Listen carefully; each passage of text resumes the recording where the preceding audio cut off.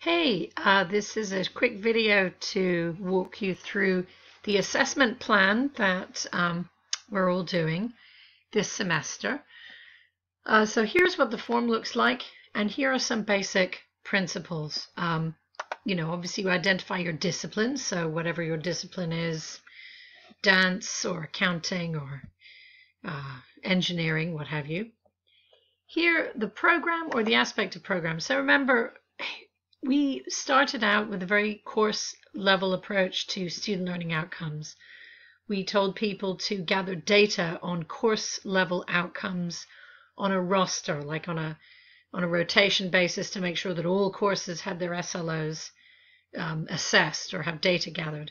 So we're moving away from that kind of model to a model where you start with a question.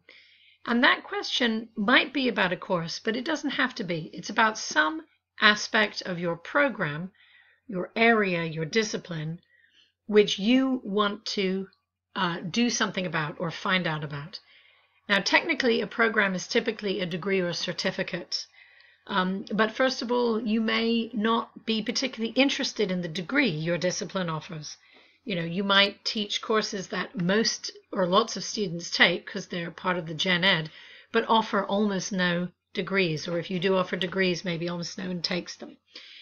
So maybe that's not uppermost on your mind. Maybe what's uppermost on your mind is a particular concept that students are struggling with in your discipline. Or maybe it's a particular skill that you think is, making it harder for them to learn. It might well be discipline specific, but it could also be something that other disciplines are having an issue with, like reading is a classic example. A lot of faculty in all kinds of disciplines want to do something about student reading. So it's either your program or an aspect of your program, and you're thinking not so much general, because you want to be quite specific, but you are not necessarily building up from course assessments. You're picking something, a course, a skill, or a student population where you want to find out something about learning, or you want to do something about a problem you already know exists. So as I say, that problem might be a course. Maybe there's a particular course that's not really working and students aren't succeeding in it, or they are succeeding in it and yet not doing well in the next course, or they're dropping, or there's something you want to find out. That, of course, leads to the research question. What exactly are you trying to find out? Are you experimenting? Do you want to find out if a particular new pedagogical strategy works? Are you trying to evaluate something that you're already doing? Are you looking to find out where the problems lie, or are you trying to come up with solutions to problems, and so on? Your only boundary here is that it does have to be about student learning. This is still student learning outcomes assessment. So while you don't have to compile a database of facts about each outcome, whatever your question is, it should relate to, most likely, certainly if it's discipline specific, is going to relate to the learning outcomes you've got for your course or your degree or certificate. Or it is to do with student learning from an interdisciplinary perspective. Again, for instance, you might be really concerned about reading in your discipline, but skill in reading may not be one of the learning outcomes of your course because your courses are all about, cell biology or something. But it has to be about student learning. Research questions you would not include would be things like, how do I make this course more popular? That's not really about student learning. Or what resources do I need? You might find, depending on what works for students, that you do want resources, but this isn't the place where you start with that question.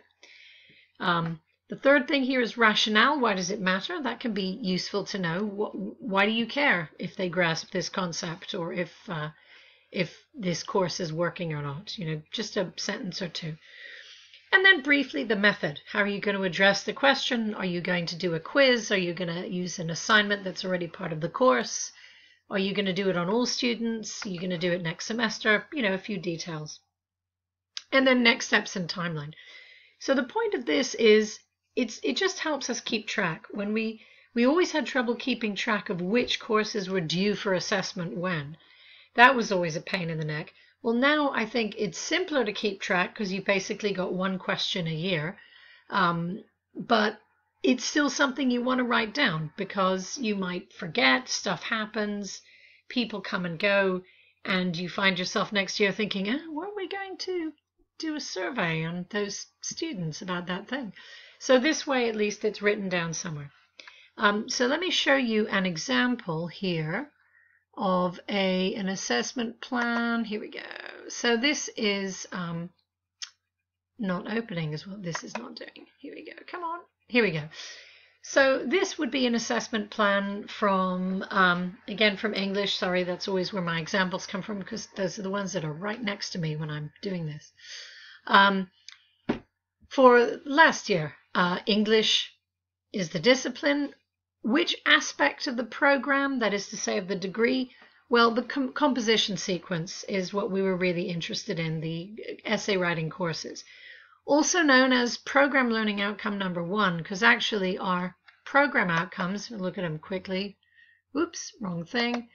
Over here, the program learning outcomes, you see that we've got one outcome, which is basically about analyzing and responding critically to lit and expository text, namely writing essays.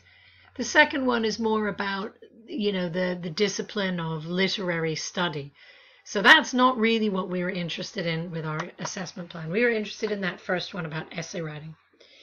And what was our research question? Well, we had a few, actually. First was we wanted to know whether students who completed the composition sequence come away confident with an awareness of process, like how do you tackle an essay? We wanted to know where they felt they were weakest. Like we've got an idea of where their skills are weakest, but what do they think? Where do they think their skills are weakest? And it was also kind of interesting to know, do they relate to the kinds of things we give them to read? So those were our 3 research questions. Our rationale was why focus on the comp sequence? Well, it's our bread and butter. A few people take our English degree, not many. We do have some English lit majors, not a lot, but some. But everybody has to take English. And so our goal is really, what we need to prioritize as a department is whether we're teaching them the kind of writing skills that everyone else wants them to have.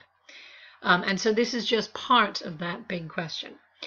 What was our method? Well, our method was we made a survey. In fact, I can show you the survey, which we put together, a few of us, with 10 questions that we tried to, put in student speak. Questions like, at least some of what I've read in class has made an impression on me and got me thinking. Or, from my comp classes, I've developed strategies for getting ideas from my essays. And then we had a couple of open questions at the end. So that was our method. And we administered that actually to the second semester comp courses, about almost 300 students in the end, in spring of 18. And that came under the next steps. Spring 18, create and administer a survey, full, discuss the results, and formulate a plan.